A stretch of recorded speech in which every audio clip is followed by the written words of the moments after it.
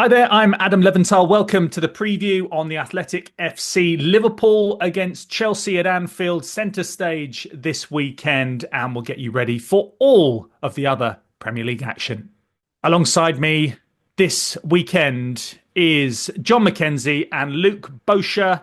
Let's concentrate though on the Premier League action. It's a 6-3-1 setup. Saturday to Monday. Saturday's early game is 9th against 12th. That's Spurs against West Ham. 12:30 in the UK, 7:30 Eastern. Then there are 5 3 o'clocks or 10 a.m.s. 2 relegation scraps between Ipswich in 17th and Everton in 16th. And then second bottom Southampton against another promoted side, Leicester, who are currently in 15th. Manchester United just 5 points above the drop, are in 14th. They host Brentford in 11th. Fulham in 8th, could go level on points with their opponents this weekend, and that is 5th place Aston Villa if they could win at Craven Cottage. It's also 7th against 6th Newcastle Brighton. The 5:30 on Saturday is 13th place Bournemouth or 3rd placed Arsenal. That's 12:30 Eastern. And then Sunday, 2 o'clock or 9 a.m, bottom club Wolves host the champions Manchester City. Then it's leaders Liverpool against Chelsea in 4th at 4:30 or 11:30. And then we have a Monday night football, 8 o'clock or 3 p.m. 10th place Forest against struggling Palace in 18th. We will start, though, at Anfield. Now, on the review pod, which was plonked in the middle of the international break, we assessed every team after 7 games, and we started with Liverpool on that show, so it's only right that we give first dibs to the visitors to Anfield, Chelsea. And let's hear first up from our Chelsea reporter Liam Twomey on how Enzo Maresca may approach this game on Sunday. What's quite interesting is that I think a lot of the good Chelsea teams that Liverpool have faced in recent years or in modern memory have been good because they've been really good defensively, primarily. And that is not really the identity of this Chelsea team. They've created more chances than anyone else. They're one of the top scorers in the league. In previous iterations, I think Chelsea would go to Anfield thinking, if we don't keep a clean sheet, we've got no chance here of getting anything from the game. Whereas I think this Chelsea team will think that they could maybe get into a scoring match with Liverpool and come out on top.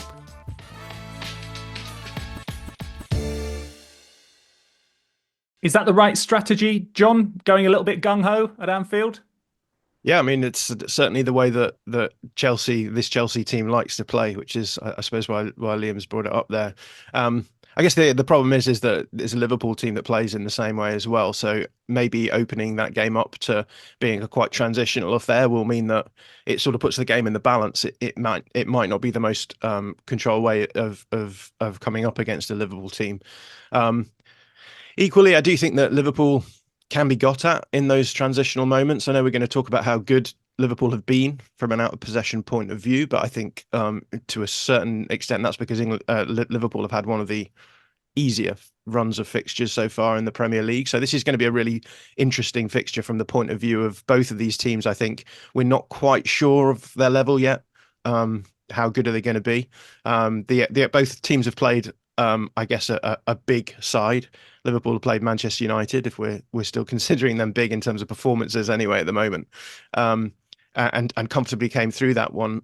Chelsea came up against Manchester City, and they were sort of quietly ground down by them in the first game of the season. And again, it's maybe not the most representative match to go off. So for me, I'm treating this as a chance to see really what both of these teams have got in them. And I think whichever way the game goes will definitely push the narrative one way or the other. This will be, Liverpool actually are in a title challenge here, or it'll be, are Chelsea going to be up there with the rest of the big 4 teams, I suppose, the 5 teams this season. So yeah, I think it's going to be a fun game, and I think that I think that probably Chelsea will be the better team in terms of if the game becomes quite transitional, but that depends on whether or not Liverpool's defence is as strong as we're seeing from the numbers. 3 wins from 3 away from home, Luke, for Chelsea so far this season. Is there anything other than the style of play that has made them successful away from home rather than playing maybe in the more pressurised situation of Stamford Bridge? I'm not so sure it's the pressure, Adam. I think, it's a very different Chelsea to 12 months ago, but one of the key issues remains, which is, I think, struggling to kind of break teams down that defend quite deep. That was a real problem for Maurizio Pochettino, and the early days under Enzo Maresca, it looks like that's also going to be potentially an issue. You think about the two draws that Chelsea have had at home this season. 1-1 against Crystal Palace and 1-1 against Nottingham Forest. Maybe you'd say the Palace game at home, they were unlucky to draw that. They created, a good slew of chances and probably should have won. The Forest game just before the international break was a slightly different story. They struggled a bit more. Forest have kind of early doors. They're one of the best defensive teams in the league. They look like a really, really strong unit that Nuno Espirito Santo's put together. But as you say, yeah, away, it's been a bit of a different story, and they've managed to kind of kill teams, maybe not quite in the way that Enzo Maresca wants to, in his sort of his style, wanting to control games and kind of, somewhat pass teams into submission. Chelsea have been very, very good in transitions. You think about particularly against West Ham. I think all three of their goals were scored in transitions. The two from Nicholas Jackson and then one from Cole Palmer in the second half. The Wolves game was very back and forth as well. Had quite a basketball feel to it. Particularly stands out in the mind that the late Joao Felix goal, where two substitutes combined, Pedro Neto set it back to him and he finished first time, and it was a convincing win, obviously, but I think it feels like Chelsea are still struggling to adapt to how Enzo Maresca exactly wants them to play. Ironically, it would have been a really interesting test, Maresca's Chelsea against Klopp's Liverpool, because you think, a high pressing Liverpool side could have really caused Chelsea some issues, because one of their key problems this season has been building from the back in the way that Maresca wants them. And I think a Klopp team would have, really caused them issues in a similar way to Brighton did in the 4-2 home win, where Carlos Baleba capitalised on an error from Robert Sanchez. But this is a different Liverpool team. I think, as John said, transitions are going to be key in this game, despite the fact that that's maybe not how both of these coaches want to play. I'd expect someone like Nicholas Jackson to start, given how crucial he can be in terms of stretching a game. But yeah, it's an issue for Chelsea, their home form. But from a Chelsea perspective, happily this game is away, so they'll be looking to continue their strong away form. And John, I wanted to get your take on the sort of the cream that has risen to the top in terms of Chelsea's attacking wide options. Jadon Sancho, Noni Madueke have almost now sort of nailed themselves down as starters. Madueke has started every league fixture besides the opening game. Sancho has started the last three. For people who haven't necessarily seen them week in, week out, why are those two now the preferred choice ahead of the likes of Neto, Felix, and Nkunku, Mudryk, etc.? Not to say that those players aren't having an impact from the bench, as Luke's alluded to as well.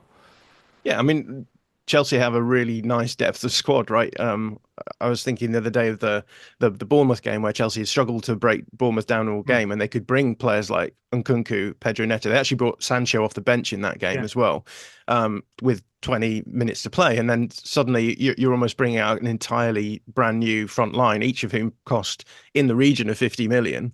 That's an incredible it's an incredible asset to have as a squad. So in part, it's worth remembering that that there is such a thing as players off the bench which will maybe suit that better. It seems to be the way that Nkunku's being used, for example, at the moment.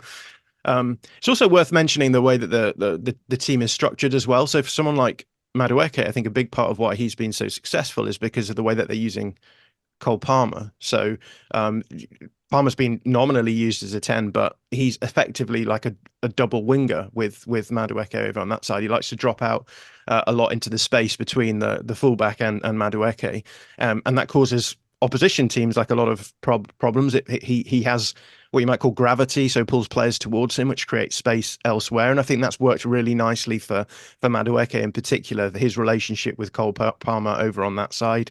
And then, I guess with Sancho, quite a different kind of player, right? A player who I think he's obviously a very intelligent reader of the game, and is probably one of the better players in terms of like breaking down those blocks. So again, he came on against Bournemouth and managed to find Christopher Nkunku in the middle, who then was able to score and turn that game, which could have gone the other way, into a win for Chelsea as well. So I think that a big part of this just comes down to the fact that what we're seeing from Maresca is that he's just generated a system which works well for the players. It really profiles Cole Palmer really well, who is obviously the star player at Chelsea at the moment.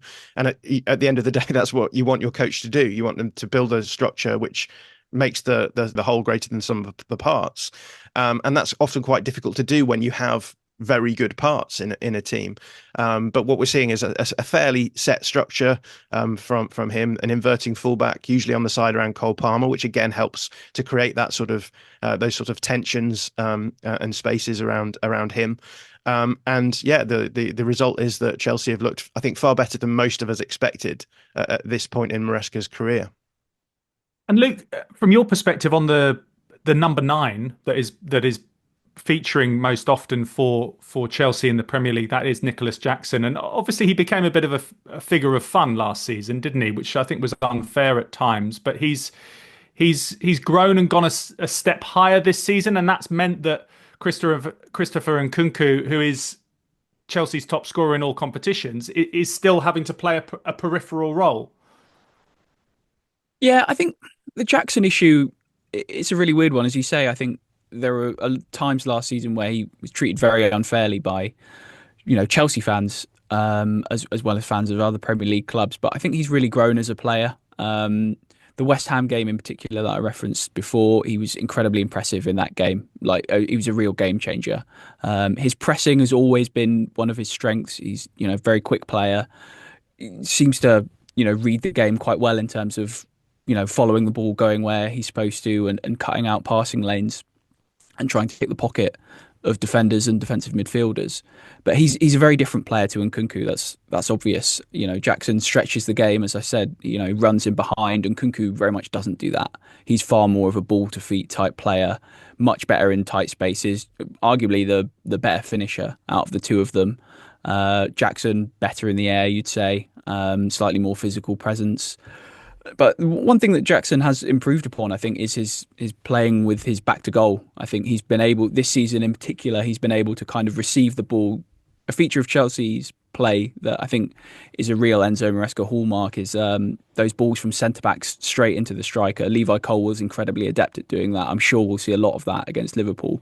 So he kind of, breaks the line, or kind of, cuts out the midfield with those passes. Jackson takes a touch and then will, more often than not, lay it off to Cole Palmer, who'll be running onto it.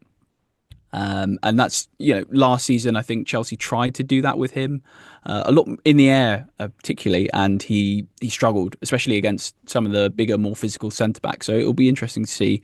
I'm fully expecting that it will be Jackson that starts, by the way, instead of Nkunku. So it'll be interesting to see how he does against two incredibly physical centre backs in Ibrahima Konate and Virgil van Dijk. But I think from a Chelsea fan's perspective, I think they'd like, fans would like to see a way that Nkunku and Jackson can play together. But the unfortunate thing is, with Cole Palmer in the form that he's in, he's basically undroppable. And you think that playing Palmer and Nkunku in midfield, as it were, leaves Chelsea far too open defensively. So it's unlikely that will happen. And maybe the only time that Jackson and Nkunku will see the pitch together is when Chelsea are chasing the game.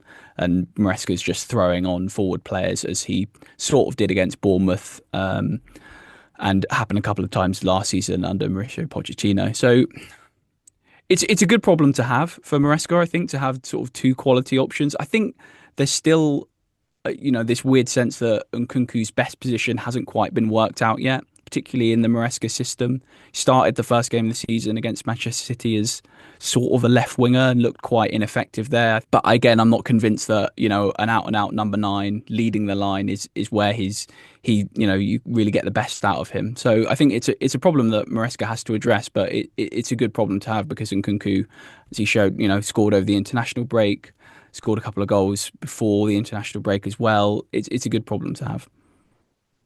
Let's switch our attention to Liverpool, and they lost after the last international break in a bit of a surprise against Nottingham Forest. So obviously they won't want a repeat of that. Still only their only defeat of the season so far in the Premier League.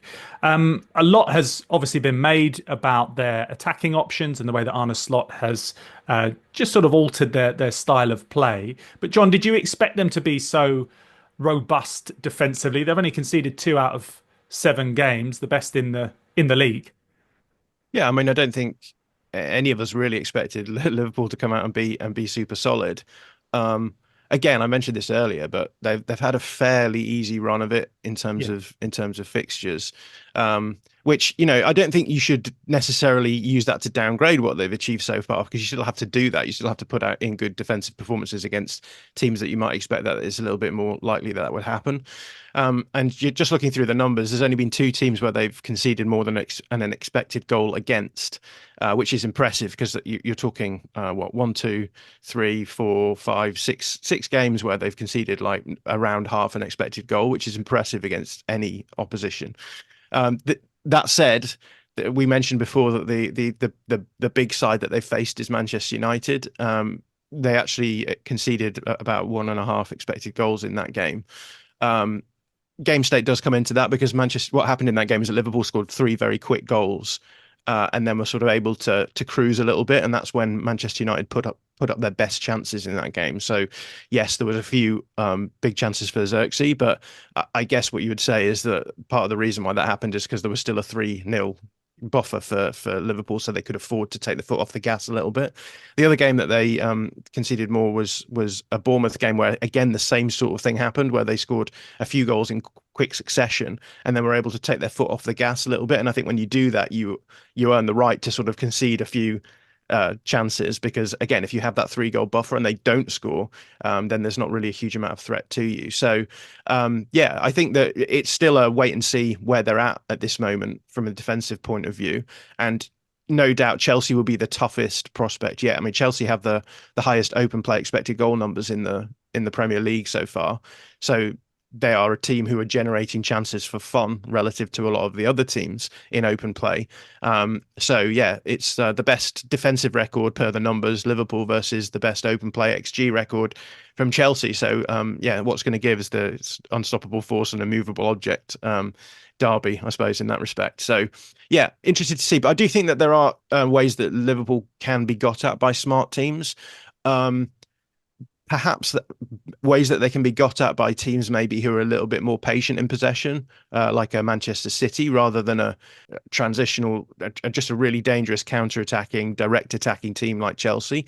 That said, we've not really seen how good this Liverpool team can be at defending really fast transitions. They've not really played anyone. I suppose Forest, who actually did end up beating them in that way, right? So maybe there's some hope there for Chelsea.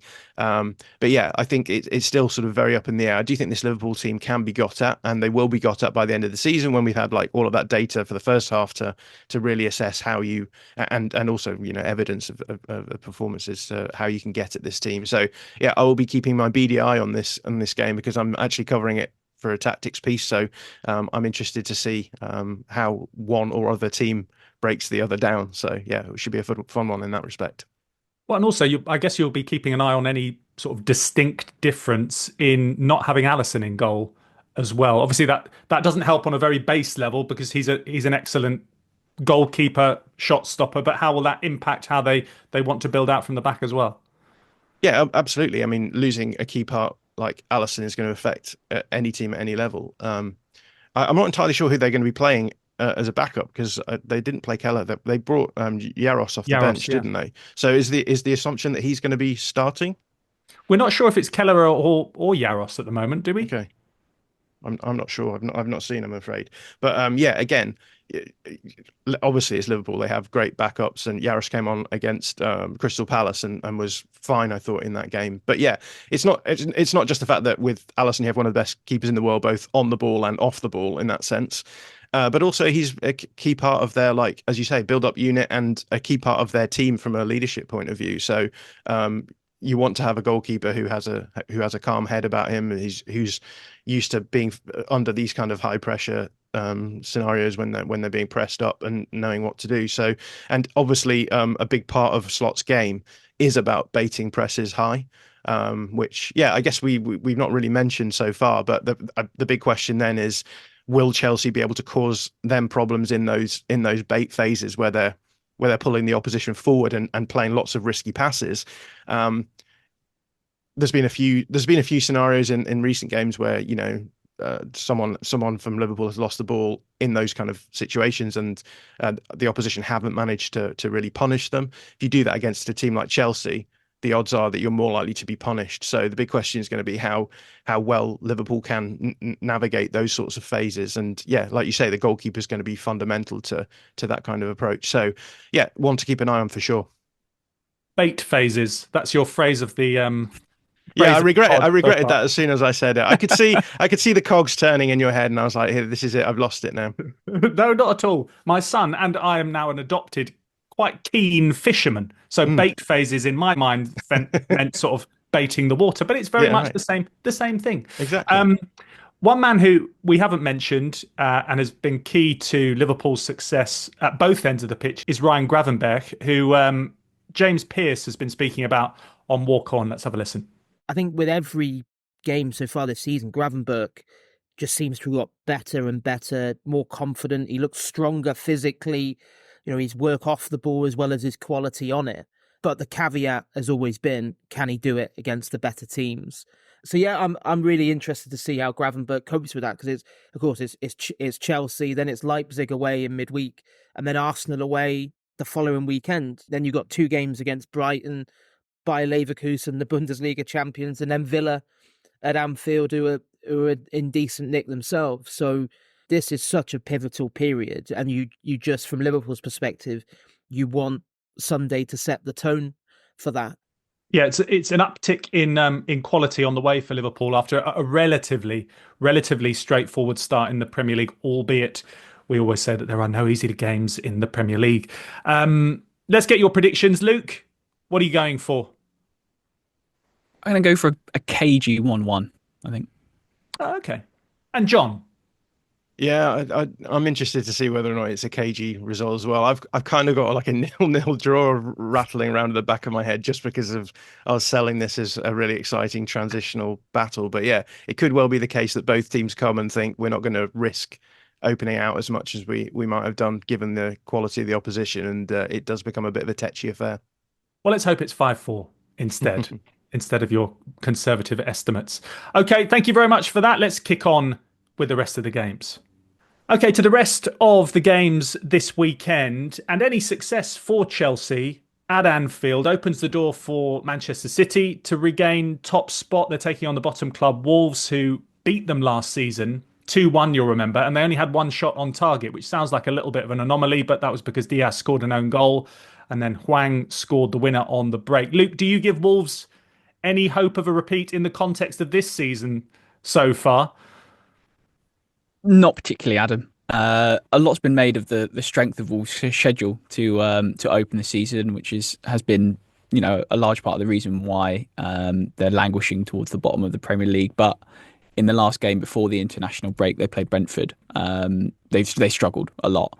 It was 5-3, but you felt like, you know, Wolves could have conceded even more in that game. And this is a Brentford side that aren't even at full strength. Johan Visser's only, you know, maybe just coming back this weekend, if at all. And, you know, they started with Kevin Schade up front, Keane Lewis-Potter. You know, these are not Brentford's, you know, first choice players, and Wolves were really outclassed. It does kind of seem like the schedule that Wolves have been handed at the start of the season has had an impact on you know, how Gary O'Neill is motivating the team, and it looked a bit like, heads were dropping, which is not what you want to see 6 or 7 games into the season. And Manchester City have not been as imperious this season as they looked last. Defensively, they've looked quite suspect. I think they've conceded in almost every game this season. But I would still expect them to do well here. I'd probably go for a 4-1 if I was calling the game. Okay. So not much hope then for Wolves. We shall see. They surprised people last season. Arsenal level on points with City, aren't they? 17 and 1 behind Liverpool. They're at Bournemouth this weekend. This is Adrian Clark on the Athletics Arsenal pod. Handbrake off. Iraola is very much set on the pressing game. No team's had more shots, for example, from high turnovers than Bournemouth. I think they've created the second highest number of turnovers in advanced areas. So when we play out from the back, we'll definitely need to be watchful. And then when we're attacking, when they break up play, they go bang. Yeah. Because they've got a lot of pace. And they've also got a target man in Evan Nielsen who's quite strong. And they'll go from back to front quick. We can't take liberties with this fixture. Okay, so don't be complacent. That's the message from Adrian Clark. But Arsenal did hammer them last season in this same fixture 4-0. They beat them 3-0 at home as well. And I don't want to be cruel to Bournemouth, John. I think you do. I do think there's maybe an element of lying. No, I don't want to be cruel, but I just don't want them to get ideas above their station. I don't want people just fearing them just because they're hearing good things about how Iraola is doing. They have only beaten Southampton and Everton this season, and that doesn't take much doing. So Arsenal do know how to beat Bournemouth. We shouldn't be over-egging it here, should we? Yeah, and Iraola himself has said that Bournemouth have a very sort of clear target of the teams that they've caused problems to over the last season or so, and that is teams below the top 3, and then teams above the sort of relegation battle. That's very much their wheelhouse. I think Iraola will be going into this with no illusions as to how difficult it's going to be. I think the reason why it's a tricky fixture for a team like Bournemouth is that, as Adrian says, Bournemouth are all about destabilising teams who often want to try and control games. And so that involves, pressing high and aggressively, but also being well set up to, when they win the ball back, to then construct these really blistering counter-attack. So they have one of the fastest ball progression speeds in the Premier League so far, and the whole idea is really to just stop teams from settling. So the Chelsea game actually was a really good example of that. It was a game where Chelsea are a team who do want to have some kind of control, but Bournemouth were just relentless and never let the game sort of settle into a rhythm that Chelsea would be happy with. I think that becomes harder to do against teams like Arsenal and City and Liverpool because they have physical advantages there. So, for example, is there a team? Yes, okay, Arsenal may struggle if they try and build up against Bournemouth, but I think we've seen this Arsenal team this season just happy not to necessarily try and protect possession on the ball. So happy to go long. They've got Kai Havertz, who's a decent outlet if you want to go long from goal kicks. They're also very, very happy to just go quite direct in build up. So not really mess around in their own half, move the ball as quickly as possible through lines of pressure. And then they have one of the best setups in the world for sort of smothering those counter-attacking moments. So that's why I think in these games Arsenal have been fairly comfortable against Bournemouth, because when Bournemouth create those chaotic game states that they really thrive in, Arsenal are more than okay to deal with it. So I'm not expecting a huge battle here for Arsenal. I think that they'll ease through this one, and I think that Iraola will say these aren't the games that we're having to aim to win. Obviously he'll want to win, but I think he'll be aware of the fact that they're going to get points elsewhere, and that's going to be the sort of recipe for Bournemouth this season. Let's focus on some of the attractive games outside the matches involving the top 3 or the top 4, including Chelsea, of course. We've got Fulham against Aston Villa, Newcastle against Brighton as well. Let's just focus on that for a moment. Here's George Culkin on Pod on the Time. One thing that Brighton have done in the last 2 or 3 games is that they've conceded a lot of goals. So, albeit they've had a good season, they are giving up chances, they are giving up goals, and so there's something for Newcastle to target there, I'm sure. But they're a good team, they're a great club. They do what all clubs want to do. They bat above their average, and they've made a habit of it. But not nervous. I don't think we should be nervous. No. I think Newcastle are in decent, they're in a decent run of form. They've bounced back well to the Fulham game. Obviously, City was very important. They stayed in their League Cup. The draw against Everton was not everything that you would have wished for, but they did dominate, and they should be confident. Just a quick question to you both on this, a broader picture. If we're expecting Liverpool, Manchester City and Arsenal to be in the top 4 in some way clear, similar to last season, let's not forget that Liverpool finished 3rd and they were 14 points clear of Aston Villa in 4th. Spurs finished 5th last season. At the moment, they're down in 9th, and they'll want a reaction after that defeat against Brighton, where they surrendered that 2-0 lead, up against West Ham this weekend, who had a bit of an uplift beating Ipswich. For you both, who are the 2 teams best equipped this season to make up that top 5, finishing in 4th and 5th from what you've seen? Luke? I think Newcastle, for me, will be up there. I think without European football, that can be a real advantage in pushing late in the season. And I think Newcastle, under Eddie Howe, one of their strengths has been their defence, and Hull this season for the first time has really struggled to nail down a consistent back 4. They've chopped and changed, particularly in the fullback area. Lewis Hall, Lewis Kelly, Livramento and Trippier have kind of, Dan Burn, they've all kind of played, but I think a key factor for them will be come December. I think they're expecting to get Sven Botman back, and he's a fantastic central defender, and I think in this run post this international break, if they can get Sandro Tonali firing again, it's a bit of a cliche, but he is like a new signing for them after barely making an impression last year because of his ban. And I just think I really like the way Eddie Howe has organised them historically. I think they have quality, they have a great spine. Bruno Guimaraes in midfield, Nick Pope has maybe looked a little bit suspect this season, but I think is still a good goalkeeper.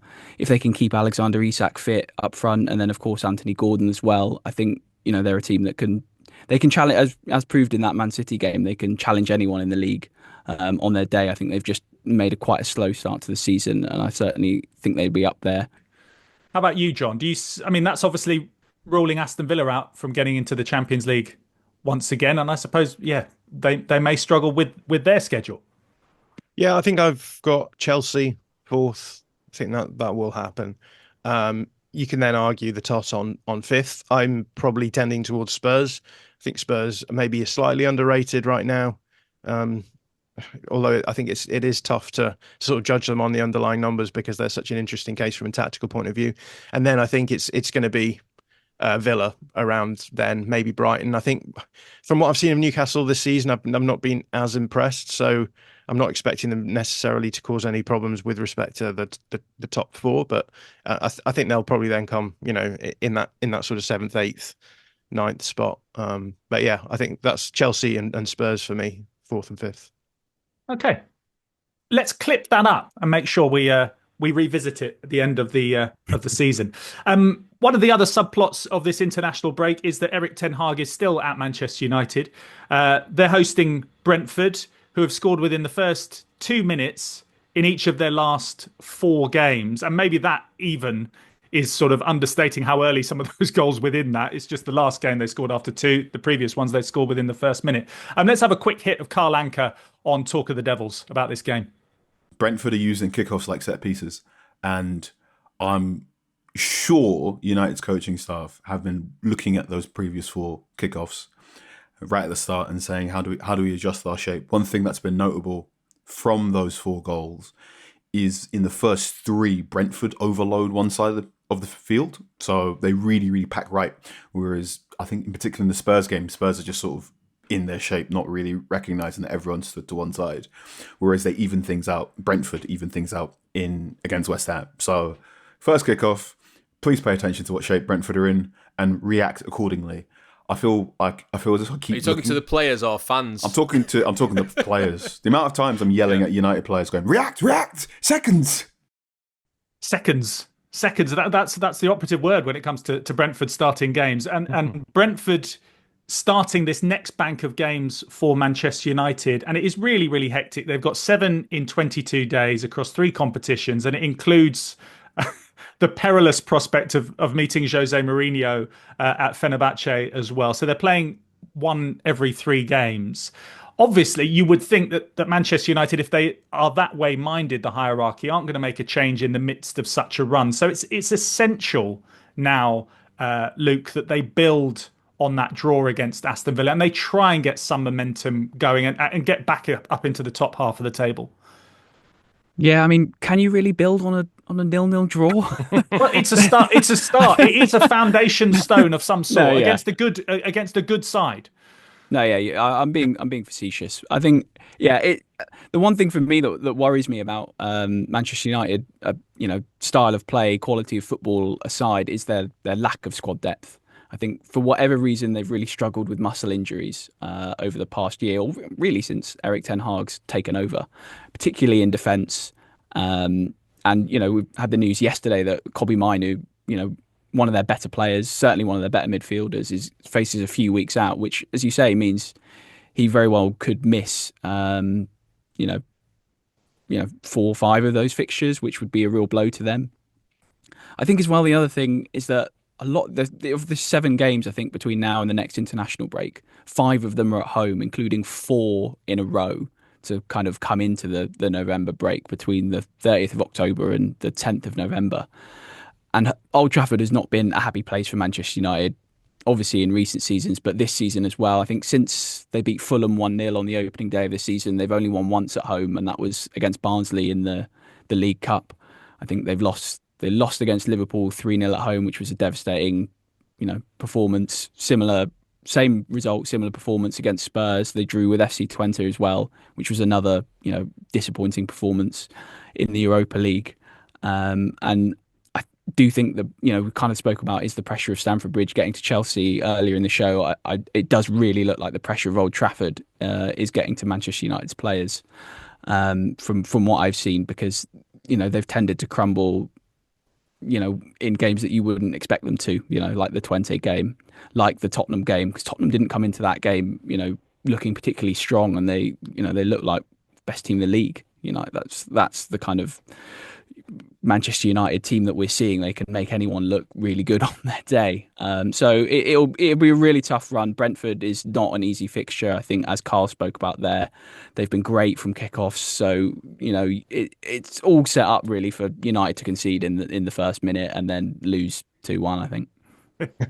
Yeah, and I know. I mean, it does sound ridiculous, but they will be looking over their shoulders. I did mention that they are only 5 points above the relegation zone, and there are some relegation scraps going on below them. Included within that, Ipswich, who were hammered at West Ham, taking on Everton, who've picked up 5 points from their last 3 games. And John, obviously, they can put some breathing space between them and the bottom 4. But then if it does go the other way, it's almost another sort of 1 step forward, 2 steps back, and it would rubber stamp them again in the mire for this season almost. Yeah, this is one of the games they have to win if they want to stay up each season. So we'll get a good sense of where Everton are at in this kind of game, right? Everton, a funny one, because they've had those 2-0 leads that have turned into 3-2 losses. Which indicates that they're probably quite good going forward, and then maybe not so good sitting on a lead. So again, that's going to be something to keep in mind against this Ipswich team. But it does suggest that there are goals in this Everton team, and it's just a case of them being able to ease their way through these fixtures. I think Jared Brantwaite back. At least training.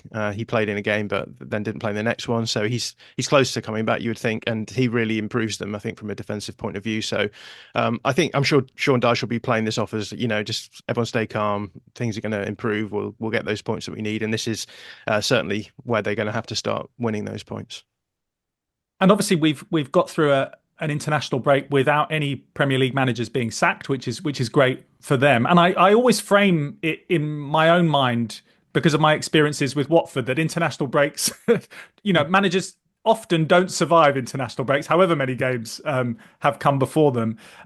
But I say that in reference to Southampton against Leicester. Obviously, Russell Martin is still in charge of Southampton, but they are, like Wolves, the only other side with 1 point this season. And you'd think in a game like this, Luke, against Leicester City, albeit they did lose 5-0 and 4-1 last season in the Championship to Leicester City, the plan, or Russell Martin's plan or philosophy, it has to work in a game like this, doesn't it? Yeah, we're very early in the season, but this does look like a must-win for Southampton. Particularly, as you say, they've not won in the league yet so far. This is very different Leicester side. Obviously, that was Enzo Maresca's Leicester in the Championship. This is Steve Cooper's far more conservative Premier League side. I tip my hat to Southampton. I think they managed to cause Arsenal some problems in that defeat. They've caused other teams problems as well this season, but it's been ultimately fruitless. And I respect the fact that they've got a style of play that the higher ups at the club are very keen to implement. In a similar way to Chelsea, and why they appointed Enzo Maresca is because they have a blueprint for how they want their team to look. But yeah, as you say, I think it is a must-win game. I think their next game after the Leicester game is against Manchester City, which could be very ugly and will almost certainly be a defeat. So yeah, for Southampton, it looks like make or break early in the season. And just finally, John, a quick word on the Monday Night Football. We've mentioned that Forest have a great defence, the same goals conceded as Arsenal. They're in 10th. Palace, they're in 18th. They're in the relegation zone. No wins. They're points from 3 draws. They really need to get their act together, don't they? Because yes, everyone will be thinking they've got quality in their side. They've got Eze in there, and yes, they have lost a couple of players, but they'll be okay. You've got to walk the walk, haven't you? Because I know it's been mentioned, yes, it's early on in the season, but this will be game 8. By the international break, will be over 10 games. You've got to start doing it. Yeah, I mean, I think if you would have asked us at the beginning of the season, we would probably be weighting this game the opposite way around, right? I think we would have expected Palace to be the team to beat and Forest probably scrabbling around for points at the bottom of the table. And it's been the opposite way around this season so far. And yeah, it's one of those games where, if Palace are wanting to stay in the league, they have to be winning games like this. But on paper, you just wouldn't have them as favourites. So yeah, this is an absolute must win for them, which seems crazy saying 7 games into the season. But yeah, you're starting to wonder, like, where are those points coming from for Palace?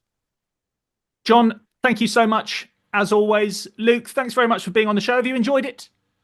Of course, Adam. I always enjoy our chats. Excellent. Thank you very much for listening, for watching on YouTube. As always, keep the comments, the suggestions coming in to us, and we'll be back on Monday. Have a lovely weekend, everyone. If you want to watch more episodes of the show, please subscribe to the channel. We'll be joined by the likes of David Ornstein, Matt Slater, Adam Crafton, Carl Anker, and plenty more through the season. If you'd like to listen to the episodes in full in audio form, search The Athletic FC wherever you get your podcasts from.